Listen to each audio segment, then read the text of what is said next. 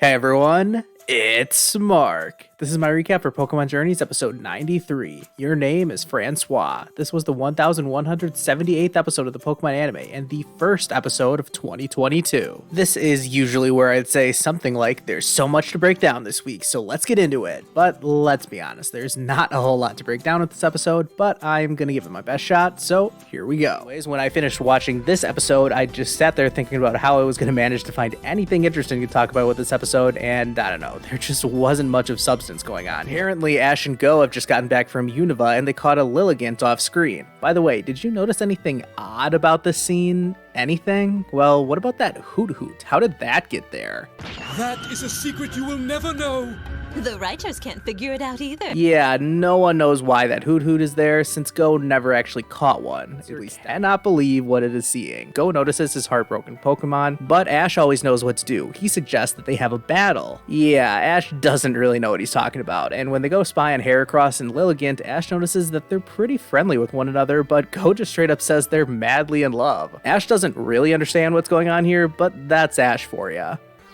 We'll never figure out girls. Ash and Go don't really know what to battle with Team Galactic, and Brock just got some major reinforcement thanks to this Garchomp. Yep, Cynthia has arrived, and she even has Officer Jenny standing by, but tells her to hold off and let them handle the situation. Cynthia tells Brock to go help the others, and Brock leaves Krogan and Blissey behind to help Cynthia while he and Garchomp go on ahead. Cynthia sends out her Rose Ray to bring things back to 3v3 against Team Galactic, and I like the subtle introduction of another one of Cynthia's Pokemon. I'm guessing we'll see this thing in the Master Class one day. Brock catches up with everyone else, and they hatch a plan to stop Heatran. Things are getting so intense that Brock takes his shirt off for reasons? Some people thought we might see Brock use Mega Evolution at this point, but nope, Brock just felt like taking his shirt off. Anyways, their plan works, type Pokemon begin to fly off, but Team Rocket keep trying to follow Pelipper, only to run straight into a Mamoswine. Uh-oh. They manage to get on top of the Mamoswine and direct it by hanging Meowth out in front like it's a dangling carrot, and they end up at some small, snowy village. They are pretty desperate for food and warmth at this point, and actually end up passing out in the snow. I saw some people saying that Jessie lasted the longest out of everyone because she's used to being in the snow. I mean, I think that's a reach, but okay, fine. Don't you all remember that James has died in the snow before? He said so himself. Okay, anyways, they come to inside. While the rapping in this rap battle is questionable at best, the battle part is way more evident as they actually send some type of psychic attacks at one another. I honestly can't break this down beat by beat. I mean, I'm assuming most of you have watched this ridiculousness already, but if you haven't, just go watch this scene. It's like 2 minutes long and so weird. If I had to describe it using a random clip from the original series, I would definitely choose this one. Ash, are you going crazy? The answer is yes. The lunacy comes to an end when they're curry. Well, that's all the Pokemon Journeys discussion I really have this week. I feel like I have some time to kill though, so I won't just abruptly end the video as fast as possible. When I first heard of a floating island being in this episode, it immediately made me think back to when I traveled to Los Uros in Peru a few years ago. These are literally floating islands that are man-made mixtures of basically reeds and mud that float atop Lake Titicaca in Peru. Lake Titicaca, funny name, I know, heard that one plenty of times before. It is weird for me looking at these pictures though, like I just pulled these off Google Images, but I totally remember climbing up into that exact crow's nest tower. It feels like it was just yesterday. Most people would probably call Machu Picchu the bigger highlight in Peru, but I don't know. I went there too, and it was probably on par with Lake Titicaca if I'm being honest, but maybe my experience is just swaying my opinion of the actual locations. If you want to hear more random stories about the wild and crazy life of Elite Trainer Mark, go ahead and ask me anything over in my Discord server. It's a fun place to be, and I am super active over there, so come on and say hello. And maybe if there's... Number 3, Ash versus Koga. Ash's attempt to win the Soul Badge was, as expected, a little all over the place. This episode had a lot of the same hijinks as previous battles on this list. A totally unexplained and unnecessary evolution right at the start of the battle, status conditions being treated as knockouts, and of course, Team Rocket interrupting the battle itself. If we look past all of that though, Ash vs. Koga was pretty decent, even if it wasn't the flashiest or most exciting battle ever. Their initial battle was pretty standard stuff. It had quick exchanges of attacks with even faster knockout, which sums up almost every battle during the Kanto era of the original series. After Team Rocket got involved and inevitably got blasted off again, Koga actually wanted to finish their gym battle. I can't believe it. All the other gym leaders on this list should take note. Anyways, this final matchup is once again fairly straightforward. Koga's Golbat is able to land some hits, but Charmander wins fairly easily. This was a cool moment for Ash's Charmander. Pretty much all of its highlights came after it evolved, so I do always like to think back to Ash vs. Koga to remember that it was always one of Ash's stronger Pokemon. That was a whole mess. We're already 9 minutes into the episode and we don't even know what Ash and Go's role in the circus is. Apparently, Ash is doing some kind of routine with a yo-yo and their practicing is going about as well as you would expect. As for Go, well, he's... wait, hold on a second. Grookey used a move? I can't believe it! I can't believe it! I can't believe it! I can't believe it! I can't believe it! I can't believe it!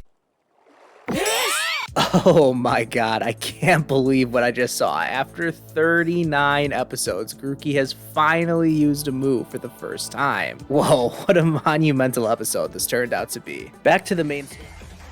I'm giving this episode a 5.5 out of 10 rating, which is actually worse than the only other Pokemon Circus episode I can think of, although that episode not only featured the debut of Mimey, but also comedic genius such as this clip.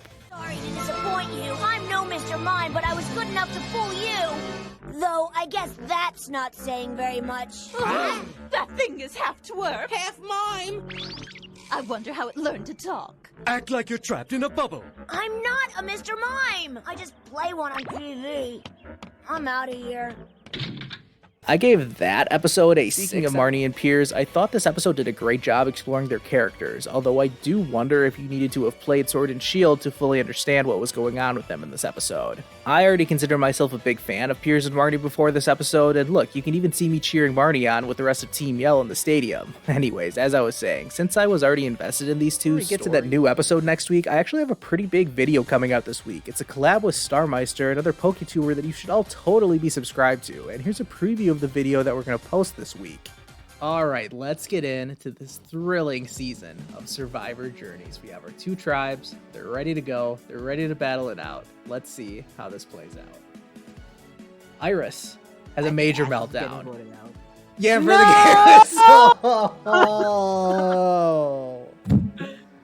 yeah, for her. That alliance makes no sense to me. Wow. I am very curious to see how this vote shakes out. But this is very unlikely. I'm loving the end game so far. Yeah. The winner of Survivor Journeys. Whether Whether or not you know anything about the TV show Survivor, I can guarantee that you will enjoy the ridiculousness that is Survivor Journeys. Their plan is a success, and Thwacky quickly returns to check out the curry. Go is ready to take his chance to catch it, but Grookey butts in and prevents that from happening. In all honesty, I'm not totally sure what happens next, as Grookey tries to impress Thwacky by, I don't know, doing something with its stick, but Grookey just falls flat on its face. Obviously, he was trying to look cool in front of this Thwacky, and Grookey just made an absolute fool out of itself, and now it's so embarrassed that it just cries helplessly. I think this is another indication that Ghost Grookey is probably still quite young. To calm it down, the Thwacky starts grooming it. I knew taking that Anthropology 100 course my sophomore year of college would be of some use. I actually recognized this behavior from some of the animals we learned about in that class. I'll let you know if the Philosophy 100 course that I took that same semester has any impact on my life, like, ever. Grookey attempts to do whatever weird trick. 4 Pokemon are at the ready. Not sure what Bailey, Pikachu, and Boldore are going to be able to contribute here, but let's see. Horace kind of scolds Go and asks him to work together as a team since he had kind of been hesitant to accept Gary's attempt at leading the group. Gary adds onto this by making fun of Go for not realizing that he was trying to help everyone work together. Gary's next strategy is to have Bayleaf grab onto Articuno with Vine Whip, which allows Pikachu and Arcanine to land hits with Thunderbolt and Flamethrower, followed up by Boulder's Stone Edge. Go disregards Gary's next attempt to command the group, instead having everyone line up behind Boldore, which just gets everyone besides Bayleaf KO'd. Well done, Go. Bayleaf tries to fend for itself as the last. I will say that Clement's training methods for Ash and Sirfetch'd reminds me a little bit of when Clement helped test Ash and Greninja's synchronicity back in XY. Does that mean that in episode 103, Clement's special training will help create Satoshi Kamon? Well, no, don't be ridiculous, but I am sure that whatever Clement has planned will help Ash prepare for his battle. Speaking of Sirfetch'd, it seems like Ash will... Hey everyone, it's Mark. This is my recap for Pokemon Journeys episode 103 and 104, otherwise known as the 1 hour special. These were the 1188th and 1189th episodes of the Pokemon anime. There was a lot of hype and anticipation for these episodes, but I thought they were kinda strange. In all honesty, they weren't what I was expecting at all. Let's break it all down.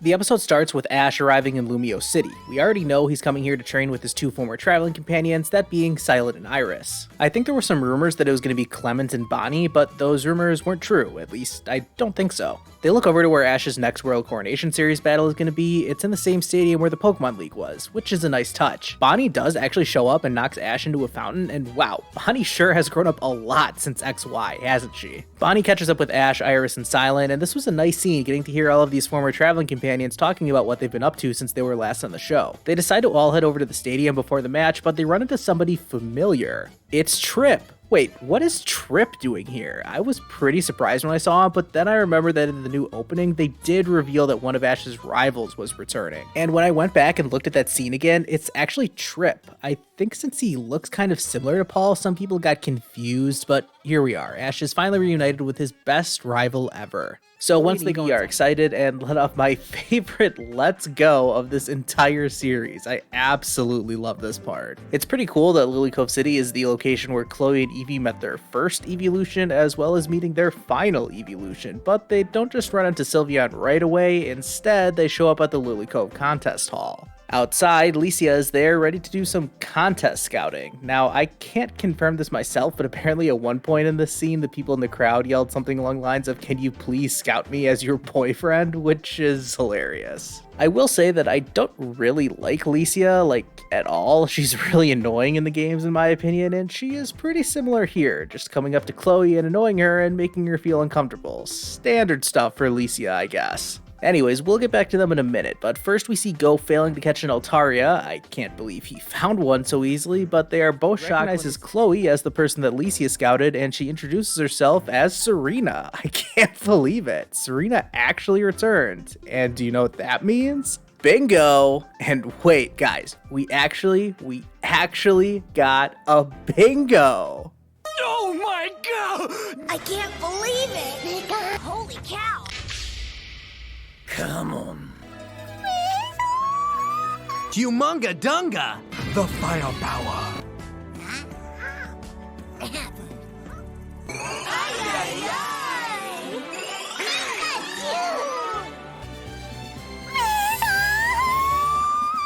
Where there's a town, there's a hamburger. Yum. I couldn't really think of a good way to celebrate finally getting a bingo. I did not expect it to be that column, although I did think that Serena would return eventually. I wonder how we'll get our next bingo. Back at the contest hall, Chloe is trying to pick out a costume to wear, and Serena says that this dress was worn by the dancing girl of Hoenn. At least that's what the subtitle said, but I have also heard people say that Serena used the phrase the princess of Hoenn right here, which would be a reference to May, of course. Serena even gives Chloe's Eevee a little accessory using her "ta-da" line. This episode was filled with little XY callbacks, including the background music. At one point, I did actually consider making a discussion video about how Chloe's contest outfit were references to potential May or Serena returns, but I decided, nah, that is way too clickbaity and unrealistic, and decided against it. Shows what I know. Now that the girls have their, I thought it was strange to see Eevee glowing with so many different colors. It was almost as if it was capable of using Copycat on any move at that moment, but they decided to go with Fairy Wind and then tackle the Fairy Wind. That was it. That was it? What? Well, that sucked. That was such a nothing performance. Everyone seemed to love it though, so what do I know? But wow, that was so underwhelming to me. We skip to the master rank of the... Hey everyone, it's the Elite Rocket Agent. Oh wait, sorry, that's just my Wabam name. What I meant to say was, hey everyone, it's Mark. This is my recap for Pokemon Journeys episode 107, a new program, Team Rocket's Secret Kingdom Radio. This was the 1191st episode of the Pokemon anime. Wow. this episode. Honestly, I don't know if my review is going to be able to do this episode justice. Watching this may have been the most I have ever enjoyed watching any episode of Pokemon Journeys. Like, was this the best episode ever? No, but it was so funny. I could not stop laughing while I was watching it. On top of this was the episode that led May to become interested in contests, which was one of the most important events in the entire anime. May's interest in partaking in contests was the first ever instance of a true deuteragonist in the anime, and if you don't know what that word means, it's basically a secondary protagonist who is equal to Ash. Deuteragonists continue to be an important part of every future series, with few exceptions. Dawn participated in contests equal to Ash, Go catches them all and does trial missions, etc. Characters like Iris, Olan, Serena, and Gladion may also be considered deuteragonists, depending on any person's specific opinion on the matter. But regardless, it was May who set the precedent. And while we're here in AG13, this is where Pikachu started to learn Iron Tail, one of his most iconic moves. But hey, this episode proves that even though Greninja isn't back at Oak's lab, Ash can still reunite with it. And do I think Ash will reunite with Greninja later to help win the Master Class? No, I don't. Not at all.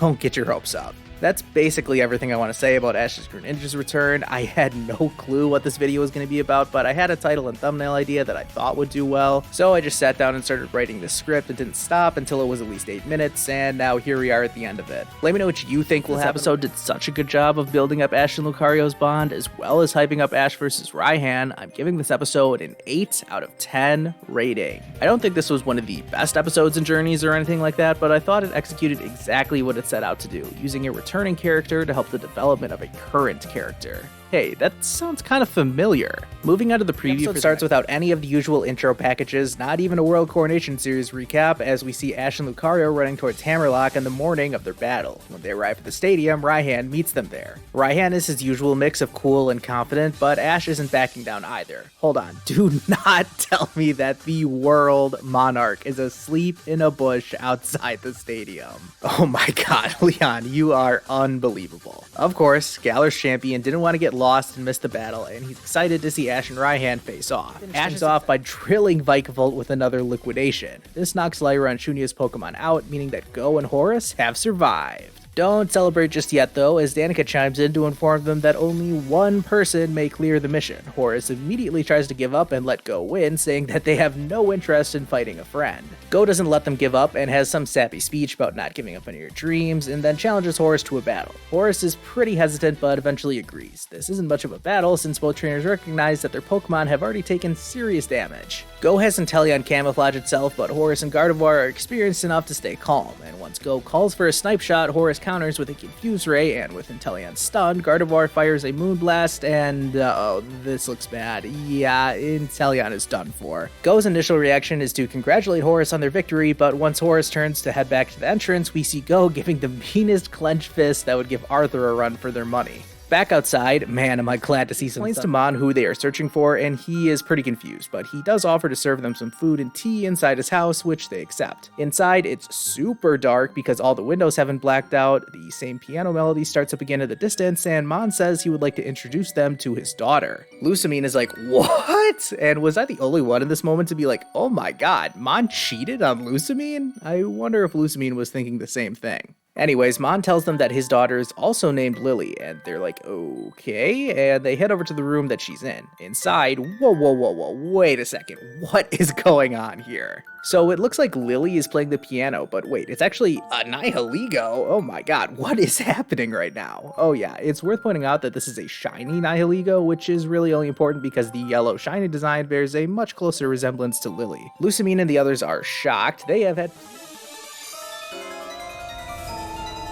I'm giving this episode a 10 out of 10 rating. Okay, actually, I'm not. I know a lot of people love this episode, like absolutely love it. I don't. Let me explain. First off, let me be clear in saying that I do not dislike this episode, not by any means. In fact, let me just give you my actual rating right now. I'm giving this episode a 7 out of 10 rating. Now, alright, that's gonna seem pretty low for a lot of people. I haven't watched any other people's reviews yet, so I don't know what other content creators are feeling about this episode, but I do know that the general consensus, at least from what I have seen and what I've been told, is that most people absolutely adored this episode. And if you love this episode, great, please, by all means, don't let my cold, heartless, critical review of this episode bring down your enjoyment enjoyment. I can totally see why so many people love this episode, I just can't say the same for myself. First of all, how in the world? Before I dive straight into things, why not join my Discord server? The link is in the description. I've heard a few people recently tell me, wait, I didn't even know you had a Discord server, even though it's been in the description of every single one of my videos for over a year now. Anyways, with that out of the way, let's get straight into this episode. It happens with Gladion in a little bit, but for now we cut to later that evening when Ash is informed that he'll be taking part in a battle royal tomorrow. With all the manly men talking about their battling, Brunette and Chloe are both fawning over how cute Lei is. Typical Pokemon anime. Go ask what a battle royal is, which was funny to me since 2 episodes ago his trial mission was literally identified as a battle royal, but to be fair, this is a battle type that Go has never heard of before, and Kukui explains it to, hey, are they even paying attention over there? Ash wants to know who he is battling, and Professor Kukui reveals that he is one of Ash's opponents. Ash is fired up at the thought of battling the Masked Royal, and we even get to see them both hit the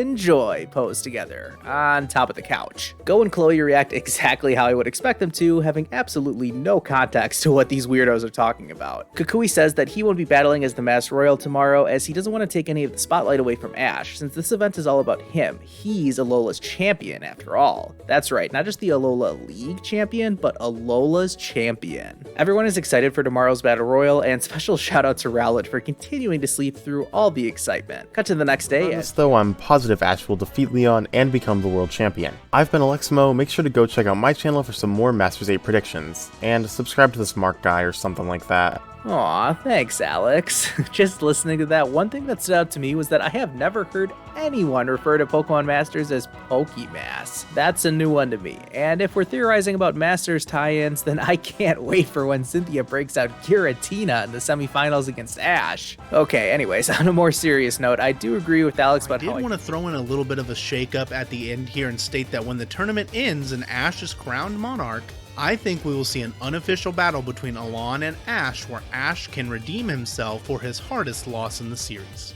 Whoa. Sorry, I gotta jump in after that one. I think there's absolutely no chance of that happening. But hey, I gotta appreciate the passion that some people have for wanting to see an Ash versus Alon rematch. Anyways, lots of fun predictions so far, and I'm sure Alex will keep the trend going. Hey guys, it's Alexmo, and wait a minute, I think I already made a predictions video over on my channel. Yeah, screw Mark, just watch me instead. Well, that's the last time I ever do a collab with Aleximo. Alright, Gooey, what do you got?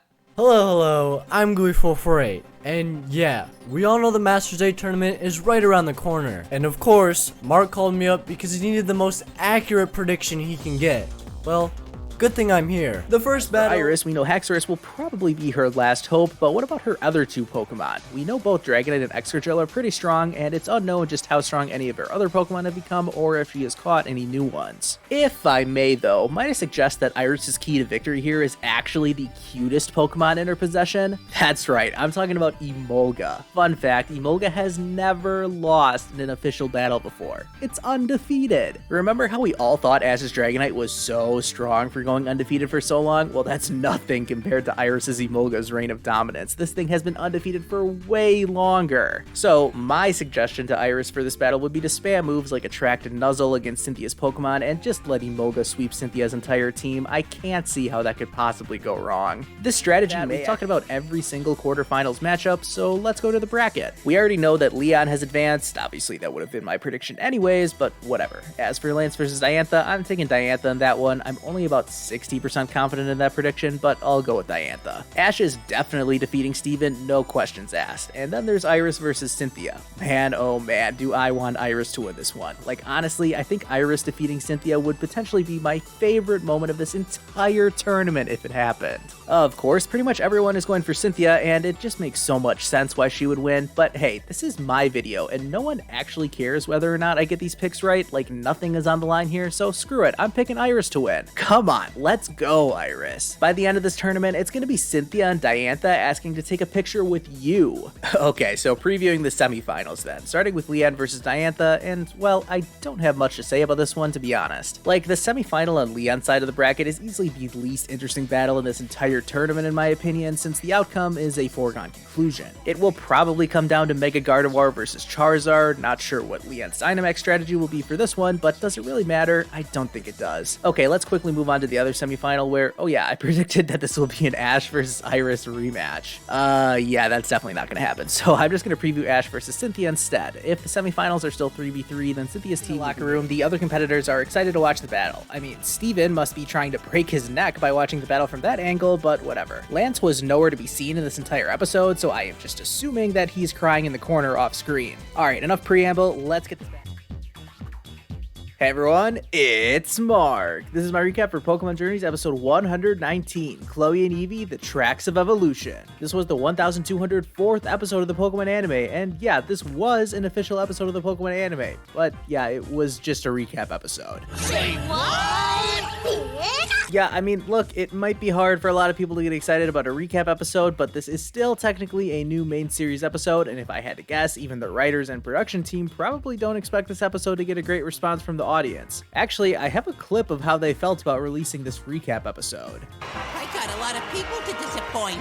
Alright, let's get down to business here. I guess this episode, as in the episode of Krissa and Mimi's show, as being about the 7 mysteries of the Cerise Laboratory. This was honestly the most interesting part of this entire recap for me. I want to take a look at all of these so-called mysteries. So first of all, there's the Eevee that doesn't evolve. More on that later. Next is the disappearing Pokemon food, which I'm sure could be a hilarious nature documentary about the Cerise Park and how Greedent is stealing everyone's food. Then there's the gnashing that never stops, probably the most boring one since that's just about Ghost Bruxish. The more interesting dynamic between Ghost Pokemon would definitely be the love triangle of Lilligant versus Heracross versus Pinsir. Talk about drama. Then there's the Path of Suicune. Again, I'm seeing a pretty interesting nature documentary by the Cerise crew talking about how a Suicune watches over their lab. That's pretty cool. Next up is an odd guess at Cerise Park, I guess referencing the one time James's Morpeko accidentally found its way into the park, but who knows, maybe it's the unbelievable story of how that one random Hoot Hoot made it into the Cerise Park. I would certainly be interested to know how that happened.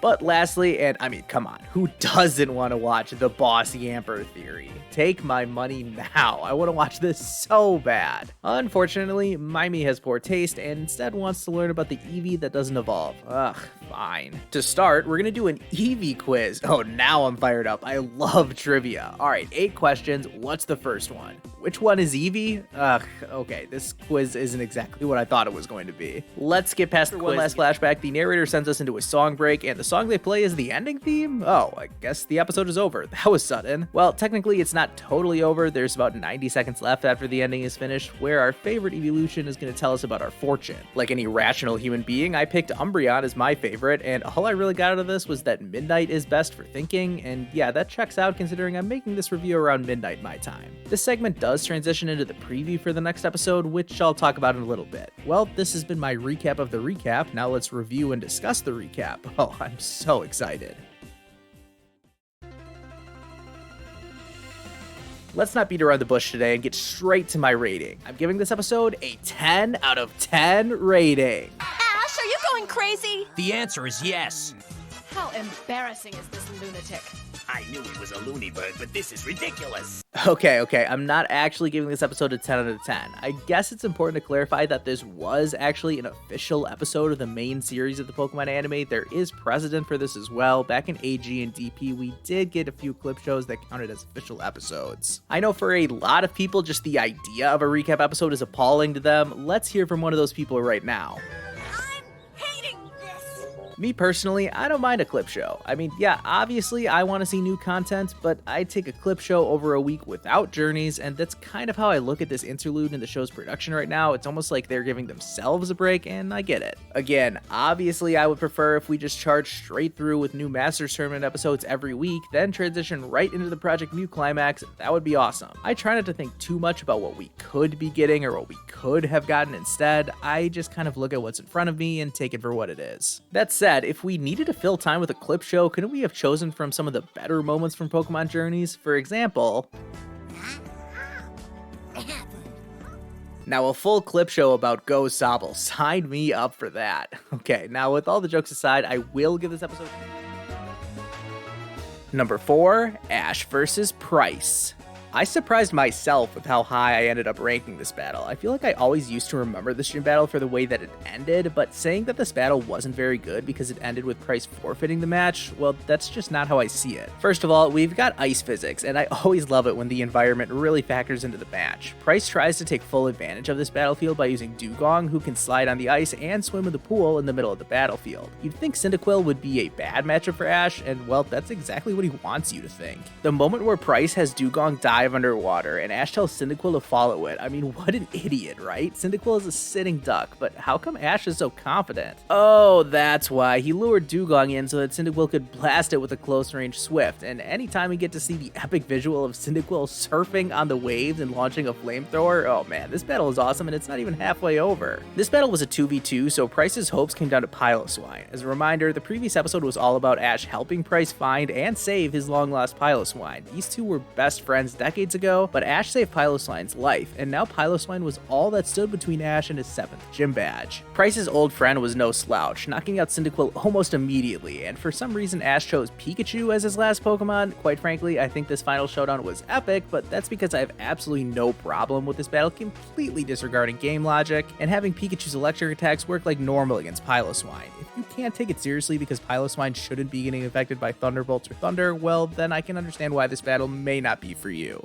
In my opinion though, this was awesome. Both Pikachu and Piloswine were giving it everything they had. Ash using the ice physics to his advantage was a real highlight, and you could tell that Price believed in his partner even if he did worry about his old friend facing this tough of a battle. Right when it looked like Pikachu was going to land the finishing blow, that's when Price threw in the towel, and that's ultimately why I don't think the forfeit took away from this battle at all. Ash was about to win anyways, and Price wanting to protect his friend made sense given the context of the story. So altogether, I thought this was a fantastic battle despite it having several red flags on paper. Number 9, Ash vs. Watson. I thought we had left this nonsense back in the original series, but nope. This battle was a complete joke, and it's the only option for the last place spot in this list. For anyone who doesn't remember, Watson had rigged the Mauville City gym so that challengers had to ride on this roller coaster type thing when they first entered the gym. This included running into a mechanical Raikou, which Ash had Pikachu attack, only for this Raikou to discharge a lot of electricity, which Pikachu ended up absorbing. After this, it was time for the battle to get started, and Pikachu was super powered from all the electricity. Don't believe me? Well, Pikachu one-shot Magnemite, then one-shot Voltorb, and then one-shot Magneton. That was it. The entire battle lasted about 90 seconds, if that. Absolutely pathetic. It was only after Ash had been given the Dynamo badge that they realized what was up with Pikachu, and they immediately got the excess electricity discharge. What's so frustrating about this is that Ash even tried to return the badge later, and I mean, he's right, he didn't deserve that victory, but Watson let him have the badge anyways.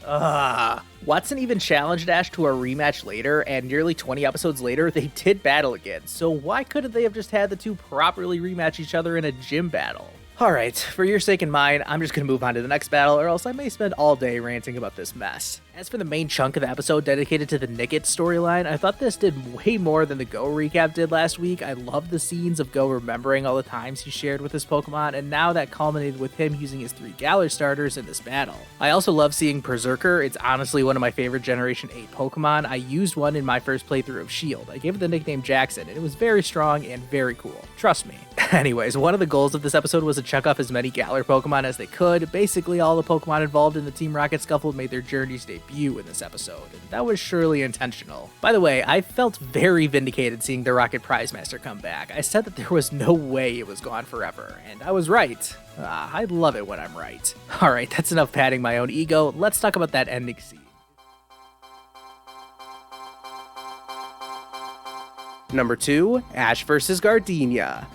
I definitely have a soft spot for this battle, I'm not gonna lie. I don't know if anyone else rates it as highly as I do, but let me tell you why I love this battle so much. This was actually the second time that Ash and Gardenia had battled each other. They had an unofficial match a few episodes earlier, and let's just say that Gardenia wiped the floor with Ash. This time around, things were different, and the battlefield and the weather played a key role in what ended up being a strategic masterclass from Ash. Gardenia's Cherubi was an unassuming lead Pokemon, but thanks to the sun, it could spam Solar Beam and had double the speed thanks to Chlorophyll. At one point, Ash just gets lucky tricky when the clouds move in at the right time, causing Cherubi to falter, but this leads to a much better moment when Ash has Staravia strategically come down from the sky at just the right pace. So the sun comes out at the perfect time to blind Cherubi momentarily, which allows Staravia all the opportunity it needs to finish it off. Gardenia's Turtwig was her second Pokemon, and this thing was arguably even faster and stronger than Ash's Turtwig, and it knew Leech Seed, which took care of Staravia and put Ash's Turtwig in a bad spot. However, Ash used the sun to his advantage once again by using Synthesis to fully recover Turtwig's health when it was close to fainting, and it was a big redemption moment when his Turtwig finally won this mirror match. Gardenia's ace Pokemon, Roserade, was quite a force to be reckoned with, if moves like Grass Knot and Weather Ball are anything to go by, and this sun-powered Weather Ball was bad news for Turtwig. This set up a very unlikely final showdown between Roserade and Apom? Yeah, I don't know if I've ever mentioned this before, but I really liked Ash's Apom. If I can just block out anything that involved ping pong, then I only have fond memories about Ash's Apom, and this was easily its best battle moment. Ash's tactics were on point, even using the environment to his advantage, because of course Apom would be in her elements in a forest like this. Roserade using Flash was a really nice twist, but Ash overcame this too thanks to his and Apom's close bond, and them hitting a Weather Ball back at Roserade was amazing, but it still wasn't over yet. After a swift attack that looked like it was straight out of a contest appeal, Ash landed the finishing blow and then won the match. Wow, take a bow, Apom. Really, what a fantastic battle. I nearly put this as my #1 Sinnoh Gym battle, but that honor belongs to... The scene transitions to the outside of Winden Stadium, where Ash is wishing Go all the best on his task. What great friends, right? Next, we see Ash sharing one last moment with his team before the match. They put their hands, paws, claws, fins, and leeks together, and they're all ready to go. Wait, hold on, what are Piplup and Eevee doing here? Yeah, so Dawn and Chloe decide it's time to start the battle. The referee comes in to announce the rules, and they're the same as the semifinals. I was so glad to see that both trainers are still only allowed one use of Dynamax Z moves or Mega Evolution. Hold on a second, why is this sentence cut off at the end? Please don't tell me, please don't. No, Leon, why do you want Ash to use all three? Ugh. I was so hoping this wouldn't happen, but here we are. Leon is so fired up that he wants to face Ash at his very best. It was pretty funny to see Dan, the referee, scrambling to communicate with upper management, but he announces that the powers that be have approved Leon's request, and Ash accepts these new rules. I hate this, but whatever, let's just keep it moving for now. Both trainers sent out their releases Emolga. Who knows Attract? Yeah, Palpitoad wasn't going to overcome that, and for some reason Palpitoad was the only Pokemon that Ash brought into this battle, which is just one of the many things that made no sense during this match. Another entry to that list would be how Ash to use Snivy as a second Pokemon, and for some reason thought Attract was going to work because he forgot Snivy was a girl. Unbelievable. That's almost as bad as Elise's catchphrase. Can we talk about this for a minute? Feel the spark and feel the tingle. Watch me mix and mingle. I mean, what is going on with that? How does that make literally any sense for a trainer's battle catchphrase? Okay, let's bring this dumpster fire to a merciful end after Pikachu electrocutes. Number 4, Ash vs. Skyla. Once again, another solid 3v3 battle. I have very few complaints about Ash vs. Skyla. The story going into this one was that Skyla was refusing to battle challengers, instead just doing this stupid air battle thing where she would imagine how the match would go in her head. Well, Ash called her out, so it's time to see if he can put an end to this air battle nonsense and Skyla's overconfidence. But first, here's a reference that maybe 2 of you will get.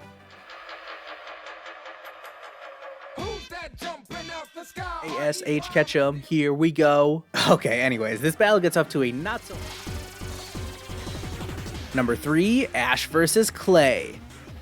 Alright, you whippersnappers, let's head on down to the mine for this next battle. In all seriousness, it is pretty cool that Clay's gym is down in a literal mine. It's one of my favorite settings for a gym battle ever, which I suppose is fitting since I love Driftvale City so much. Clay was also a fun character. He was a stubborn, hard-working, blue-collar man, and that showed throughout this battle. At one point, he criticizes Ash for having a strategy and tells him to just attack head-on like a man. Yeah, Clay certainly had his way of doing things. At the risk of repeating myself, this was a...